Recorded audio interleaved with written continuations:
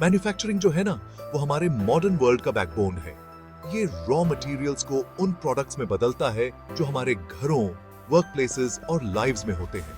Cars से लेकर smartphones तक मैन्युफैक्चरिंग हमारी लाइफ के हर पार्ट में है। लेकिन 21st सेंचुरी में मैन्युफैक्चरिंग इंडस्ट्री को बहुत चैलेंजेस का सामना करना पड़ रहा है। थ्राइव करने के लिए मैन्युफैक्चरर्स को इन चैलेंजेस का डटकर सामना करना होगा और इंडस्ट्री की न्यू रियलिटीज के हिसाब से ढलना होगा। साथे किसी भी मैन्युफैक्चरिंग ऑपरेशन में सेफ्टी सबसे इंपॉर्टेंट होती है। एक सेफ वर्क एनवायरनमेंट न सिर्फ एक मॉरल ड्यूटी है, बल्कि एक अच्छा बिजनेस प्रैक्टिस भी है। मैन्युफैक्चरर्स को स्ट्रॉन्ग सेफ्टी प्रोटोकॉल्स में इन्वेस्ट करके और हर लेवल पर सेफ्टी कल्चर को बढ़ावा देकर सेफ्टी को प्राथमिकता देनी चाहिए। मैन्युफैक्चरिंग इंडस्ट्री को हर तरफ बढ़ती लागतों से जूझना पड़ रहा है। हर दिन नए चैलेंजेस सामने आ रहे हैं जो इंडस्ट्री को और भी मुश्किल बना रहे हैं। रॉ मटेरियल्स और एनर्जी कॉस्ट्स में बहुत ज्यादा बढ़ोतरी हुई है, जिससे प्रॉफिट मार्जिन्स पर बहुत असर पड़ रहा है। ये बढ़ोतरी न केवल शॉर्ट टर्म में बल्कि लॉन्ग टर्म में भी सस्टेनेबिलिटी के लिए खतरा है। ऑपरेशंस को स्ट्रीमलाइन करके और वेस्ट कम करके, एफिशिएंसी इंप्रूव करके इन कॉस्ट्स को कम किया जा सकता है। यह एक कंटिन्यूअस प्रोसेस है जिसमें हर लेवल पर ध्यान देना जरूरी है। ऑल्टरनेटिव मटेरियल्स और सप्लायर्स को एक्सप्लोर करने से भी कॉस्ट सेविंग अपॉर्चुनिटीज मिल सकते हैं। नए सप्लायर्स के साथ पार्टनरशिप्स बनाना और इनोवेटिव मटेरियल्स का उपयोग करना एक स्मार्ट स्ट्रेटजी हो सकती है। ऑटोमेशन और डेटा एनालिटिक्स जैसी टेक्नोलॉजी में इन्वेस्ट करने से कॉस्ट्स को और कंट्रोल किया जा सकता है। इससे न केवल एफिशिएंसी बढ़ती है बल्कि रियल टाइम डेटा इंसाइट्स भी मिलते हैं। कंपेटिटिव बने रहने के लिए मैन्युफैक्चरर्स के लिए ये स्ट्रैटेजीज बहुत जरूरी है। इन स्ट्रैटेजीज को अपनाकर ही वे मार्केट में अपनी जगह बनाए रख सकते हैं और ग्रोथ सुनिश्चित कर सकते हैं। मैन्युफैक्चरिंग इंडस्ट्री को स्किल्ड लेबर की कमी का सामना करना पड़ रहा है।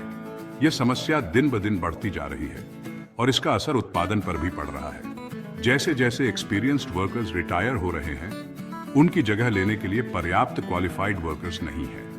ये गैप भरने के लिए इमीडिएट एक्शन की जरूरत है।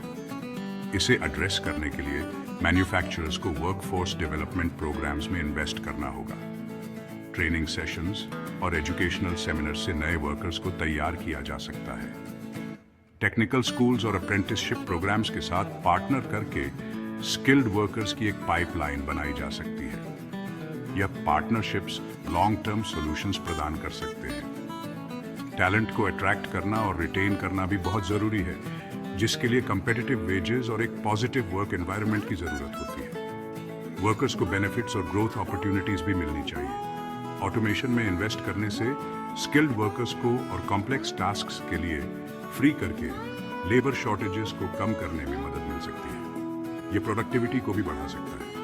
ऑटोमेशन से ह्यूमन कैपेबिलिटीज को और बेहतर बनाना चाहिए, जिससे एक मोर एफिशिएंट वर्कप्लेस बन सके। यह टेक्नोलॉजी और ह्यूमन स्किल्स का परफेक्ट ब्लेंड हो सकता है।